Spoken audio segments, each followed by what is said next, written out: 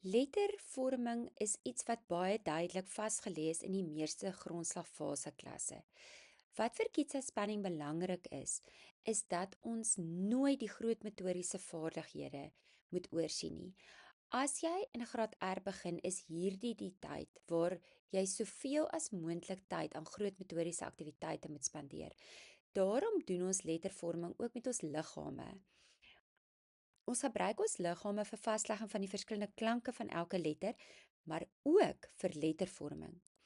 Voorbeelde is om byvoorbeeld met maskeerband die letter op die grond uit te plak en leerders toe te laat om die beweging uit te stap voordat hulle naby skryf kom. Dit is 'n vaardigheid waar jou liggaam dit ervaar en daar reeds lê ons vas watter letters se skryfmetode is aaneenlopend en waar moet ek afklim van die lettertjie en op 'n ander plek weer begin. En dit gaan dan presies dieselfde plek wees waar ek my hand moet oplig en weer moet begin skryf. Maak seker jy spandeer baie tyd aan groot motoriese vaardighede. Die ander groot motoriese vaardigheid is om met jou hande teen die bord te skryf. So maak 'n groot letter op die muur. Kinders kan ook buite in die sand met 'n stok gaan teken of in sand of in suiker die letter trek. Daar is vele groot motoriese aktiwiteite. Eers later gaan ons dan na 'n blaai toe beweeg waar ons dit op 'n tweedimensionele vlak verder gaan aanleer. Hierdie is die voorbeelde van ons lettervorming wat jy in ons kursus gaan kry. Ons weet elke skool het 'n vasgestelde tegniek. Jy is welkom om steeds jou eie tegnieke te gebruik. Lettervorming is nie kiesadspanning se basis waarom die program geskryf is nie. Lettervorming wat ons wel ervaar is dat baie leerders in graad 2 en 3 steeds nie lettervorming kan doen nie. En ons glo dit is net eenvoudig omdat ons te vinnig beweeg in graad 1 en daar nie vaslegging plaasvind nie en outomatiese skryf van dag 1 af geforseer word. Die ander fyn motoriese vaardighede wat 'n mens kan gebruik is om byvoorbeeld papiertjies te skeer en die hele letter uit te pak. Die letter met klei te bou, maak net seker as leerders met klei bou, byvoorbeeld die A, moet hulle amper 'n snaakse letter bou waar hulle 'n lang wurmpie maak en die hele letter met een stuk aan mekaar bou. Wat ongelukkig gebeur, nou bou hulle dit met 'n ronde sirkeltjie, dan gaan maak hulle 'n lang streep en sit hom langs aan en dit onderbreek weer die lettervorming. So as hulle klei gebruik, fokus ook daarop dat dit korrek gebruik word. Ook dieselfde bak koekies met die lettervorming. Dit is baie opwindend vir die kinders. Ons kan ook met stokke in die sand gaan skryf as ons wil. Maak ook seker die ander vaardigheid wat jy kan aanleer is om met 'n pen die hele letter vol kolletjies te druk. Ons kleur byvoorbeeld die agtergrond in dieselfde kleur of verf dit dieselfde kleur as wat die letter aandui of dit 'n vokaal, konsonant of 'n diftong is. Julle sien ook ons het 4 leë blokkies bo en dit word weer gebruik om die prentjie assosiasies wat ons klaar met ons liggame aangeleer het, deur ons bewegingstegnieke, die klanke aan te dui wat hierdie letter kan maak. En so kry ons 'n baie standvastige onthoublokkie gevorm van Bloom se taksonomie wat ons kan gebruik tot in matriek. Dit help nie. Ons doen graad R en graad 1 net vir 'n uitkoms in graad R of graad 1 nie. Hierdie is 'n demonstrasie van hoe die leerders dit sal inkleer vir die A omdat dit 'n geel vokaal is. Ons behandel ook beide, die kleinletter en die hoofletter, in een les. Ons weet tradisioneel het ons eers al die kleinletters gevorm en dan die hoofletters. Omdat daar in die meeste gevalle reeds 'n graad R fase is, waar leerders reeds lettervorming begin aanleer. Glo ons in graad 1 is die beste tegniek om beide te doen, want al die sinne wat 'n leerder gaan lees en skryf, gaan reeds hoofletters bevat. Dit is nie net hulle naam se letter nie. En ongelukkig, in jou klas van 30, gaan jy dalk 30 verskillende letters hê waarmee die leerders begin, se name. En dan moet die lettervorming vir elke kind reeds op die regte manier gevestig wees. Daarom doen ons beide in 1 week. Ons maak seker wanneer ons kyk as hulle skryf, dat ons wel 'n aaneenlopende klein letter kry en dan die A wat meer aparte streepies is wat bymekaar gevoeg word. Julle sal in die handleiding sien en in die aktiwiteitsboek dat ons lettervormingskaarte ingesluit het. Ons gaan nie nou by Kitsat Spelling 'n diepte-studie doen oor lettervorming nie. Daar is baie groot motoriese vaardighede wat jy kan gebruik. Ek gaan dit hier bespreek en nie in die volgende letters nie. Baie skole gebruik ook 'n kykie metode om die lyne aan te dui waarin 'n leerder moet skryf.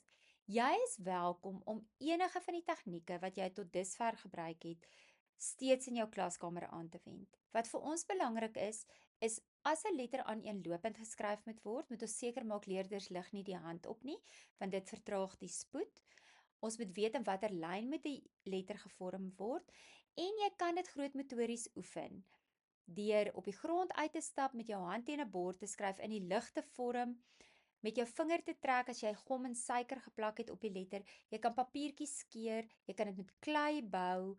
Daar is honderde tegnieke. Jy kan met 'n potlood kolletjies druk op die letter tot die hele letter ingekleur is. Vir ons is dit net belangrik dat kinders lettervorming onder die knie kry. Daarom doen ons slegs 1 letter 'n week. Hulle doen van die begin af die klein en die hoofletter. Ek weet daar is groot debatte rondom dit, aangesien ons kleinletters gewoonlik aaneenlopend is en ons hoofletters meer, ek wil amper sê staccato streepies is wat jy jou hand oplig mee. Vir ons is dit meer belangrik dat kinders die A afhandel, as wat ons nou met die A werk en 6 weke later weer met die A moet werk. Ons wil die totale prentjie vir 'n leerder skep, want sodra hy enige leesboek begin lees, gaan hy gekonfronteerd word met die hoofletter en dan help dit nie ons trek al by die M in die alfabet, maar hulle kan nie 'n B lees as die sin daarmee begin nie.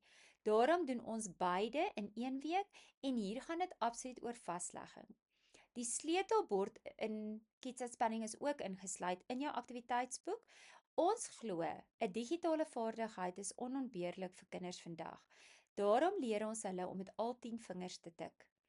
Begin met die A en leerders oefen fynmotories op 'n sleutelbord indien jy een by die huis het of op ons muurkaart om met hulle pinkie en hulle linkerhand op die A te tik, tik, tik, tik. Dis 'n baie lekker fynmotoriese vaardigheid ook. So maak net seker, jy skeep nie lettervorming af nie, want aan die einde van week 2 moet kinders die A se klein en hoofletter onafhanklik korrek kan skryf. So voor jy tyd spandeer om stories uit jou kop uit te memoriseer, sorg dat hulle skryf en hulle hande sterk word. Wat ons klankleer betref, hoe meer woorde jy kan bou per dag, hoe beter gaan die vaslegging wees. Moet ook nie bekommer as jy van die woorde herhaal 2-3 dae na mekaar nie. Dit is waar vaslegging gebeur, in herhaling, herhaling, herhaling. Geniet die letter A. Daar is verskeie tegnieke hoe om vir leerders te verduidelik waarom te skryf. Baie skole in Suid-Afrika gebruik ook die kykie metode en dis presies dieselfde as wat ons hier demonstreer. Ons praat van 'n graslettertjie, 'n hemellettertjie en 'n grondlettertjie. Nou as jy dink aan gras, dit groei op die grond. As ons grond praat, gaan dit onder die grond in. As ons hemel praat, gaan dit op boontoe. So sekere klein lettertjies se streepies gaan boontoe, soos byvoorbeeld die B, die G gaan ondertoe. En dit is ook belangrik dat hulle weet watter is net graslettertjies en word net in een lyntjie geskryf. Dit is net 'n assosiasie, soos die kat se koppie, lyfie en stertjie, wat dit 'n bietjie makliker maak. Ons probleem is dat sodra leerders in 'n lyntjie boek skryf, is daar nie 3 streepies vir die vorming van die letters nie.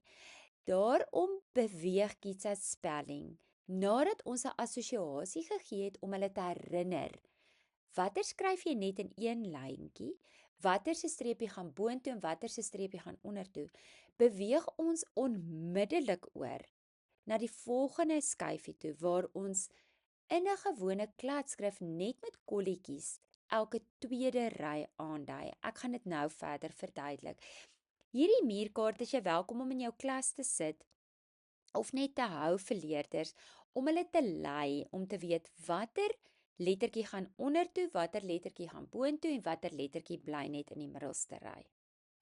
Wanneer dieselfde letters nou in 'n boek geskryf word, gaan julle sien, het ons elke tweede rytjie met 'n kolletjie gemerk. Dit is die ry, dis die grasrytjie waarin letters begin. Nie noodwendig altyd die begin waar jy begin skryf nie, maar die grootste deel van die letters gaan in daardie ry plaasvind. So kyk byvoorbeeld na ons graslettertjies is die eerste 2 rye. Hulle word net in die kolletjie ry aangedui. Sodra ons na ons hemelletter toe gaan, gaan dit opgaan in die ry boontoe en die grondletters onder gaan weer afgaan in die ry ondertoe.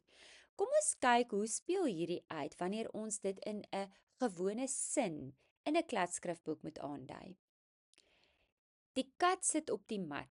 Sien julle dat die hoofletter D boontoe gegaan het? Al ons hoofletters is hemelletters. So al die hoofletters word in die ry bo en in die primêre ry geskryf. Kat is byvoorbeeld ook 'n hemelletter, T is ook 'n hemelletter in die eerste ry.